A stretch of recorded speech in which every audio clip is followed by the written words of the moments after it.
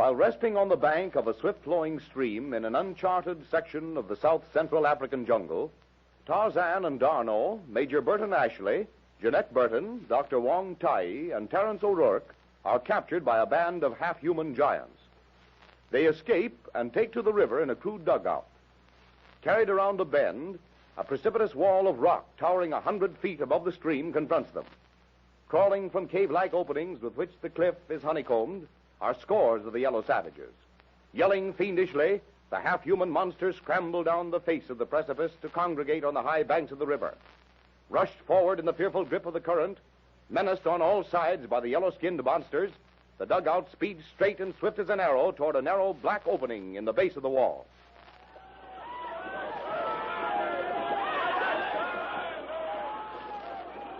By Jove! We're going to hit that hole at tremendous speed. Watch out for rocks from overhead. They're going to drop them down on us. The rifles! Speak! O'Rourke! Ashley! Wong! Fire!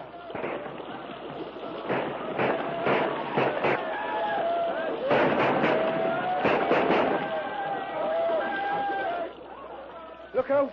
Here comes a rock as big as a house.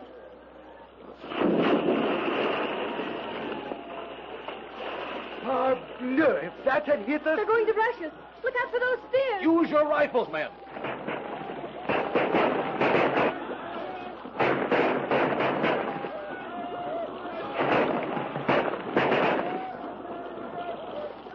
Hey, all of you, duck your heads. Here comes the tunnel. Down in the bottom of the boat. Hold tight, Jeanette. And if we don't get out, goodbye, my dear.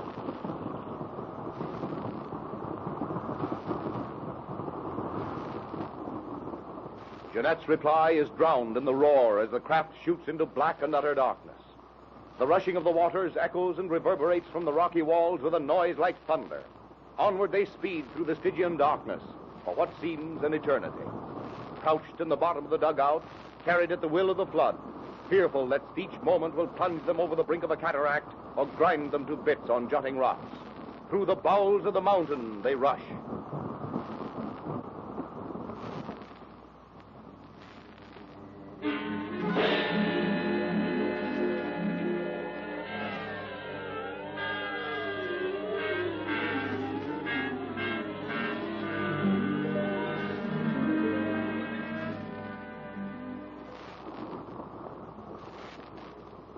Right ahead.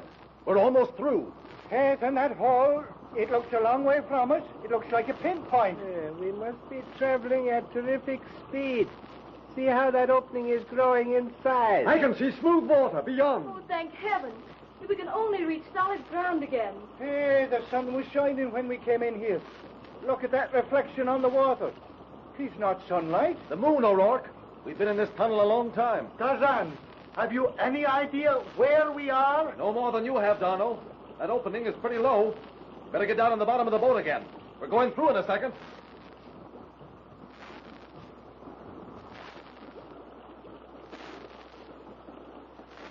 Oh, that clear, sweet air. The sky. I was afraid I'd never see it again. But where's the jungle? Nothing but tall cliffs on both sides of us. No place to land. As the boat shoots out of the roaring cavern, its occupants gaze around in wonder. At their backs is the cliff with the narrow opening through which they've just come. Before them, through a narrow gorge, stretches the swift-flowing river. On every side rise tall cliffs, tower-like pinnacles, fluted and ornate columns. Slender pillars bear titanic boulders and great slabs balanced on their summits. Straight from the riverside, the fantastic rock formations rise, many of them sheer for 1,000 feet. Nature's minarets and spires, visible as though viewed through a sheet of silver gauze under the soft, diffused radiance of a tropical moon, round and bright as a new minted coin.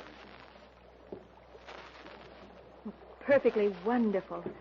Oh, after rushing through that awful black hole, expecting to be smashed to bits every minute. Not to speak of the yellow savages, from whom I hope we have definitely escaped. I've been thinking about that. Tarzan, do you think those fellas are following us? I doubt it. They would have been out of that hole by now if they were behind us. Then it should be safe to land now, mon ami? Yes, Lieutenant, why land? I'm in favor of sticking to this woodskin as long as we can. We can land any time. Oh, on those sheer cliffs, Terry? Well, I haven't seen a spot wide enough to stand on yet. But if I am not mistaken, the river is gradually widening. And down there, see? Ahead of us. Is not that a narrow strip of beach, eh? I agree with Terry, my friends. Stay with the boat as long as we can.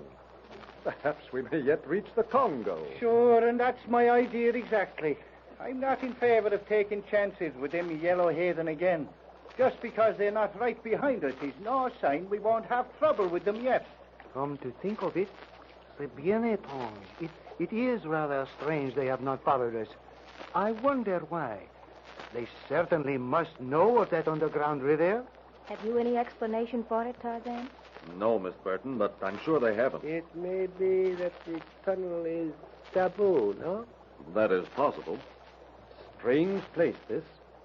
I doubt if any man has ever been in this canyon before, at least by the route we came.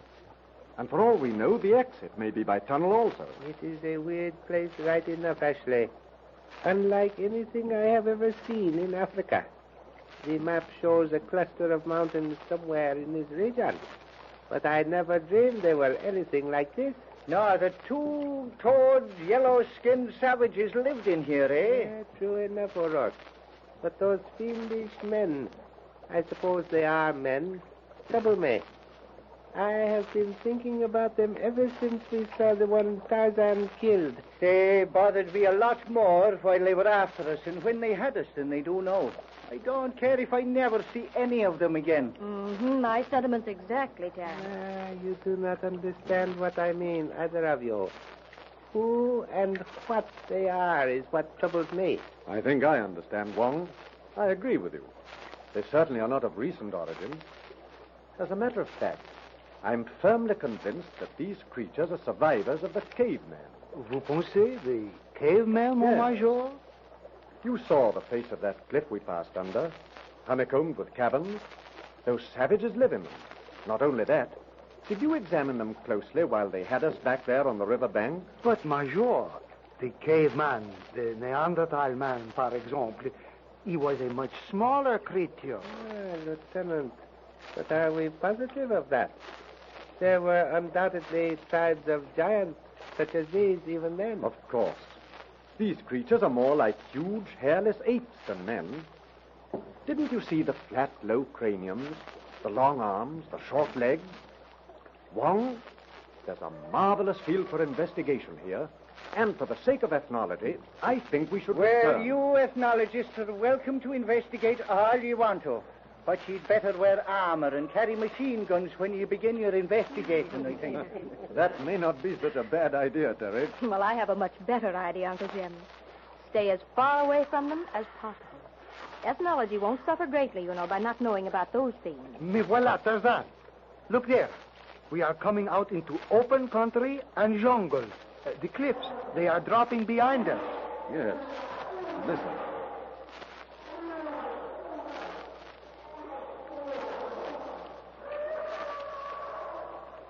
Numa, Sabor, Sheeta. A country filled with unspeakable horror. Death behind each bush. Oh, it's terrible. But were you not warned of those horrors, my dear? I believe the Major and O'Rourke, as well as I, endeavored to convince you that the jungle is not the place for a young white woman. You did. For 3 months. And it was only when I threatened to follow you, if you left me behind in Nairobi, that you agreed to my coming. It would have been better, Miss Burton, had you listened to your friends and remained behind. Uncle Jim is all I have left, Tarzan. I couldn't let him go off into the jungle alone. Listen. Sounds like a waterfall somewhere ahead. Yes.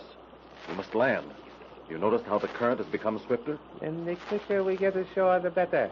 We can inspect that fall in the morning. Perhaps carry the dugout to the lower water, eh? If we are going to land, Tarzan, we had better do so quickly. It seems to me that we are approaching that fall, or whatever it may be, very fast. Right. Head for that open space on the right bank. Careful of that point jutting out into the river. If we hit They'll that... have to go round it. Land on the other side. Use your paddle. Dip them deep, men. The current's getting stronger. Paddle, everybody. Once we're in that backwash, we're safe. Paddling does not seem to do much good. We're passing the backwash, Tarzan. She's right. The current's taking us out towards the middle. By Gary, I don't think we'll make it. Paddle, O'Rourke. Ashley, Darno. We are doing the best we can, mon ami. Ah, the devil. There goes my paddle, snapped off just above the blade. Are there any more in this dugout? Oh, here, take mine. We'll never make it out, Zat. Don't give up. Use those paddles. No, pas possible. It is useless, Tarzan. We are so near the edge now that nothing but a miracle can save us. Look, Darno. Those limbs, branches out over the water. When we pass under them, I'm going to jump. Watch for me up ahead.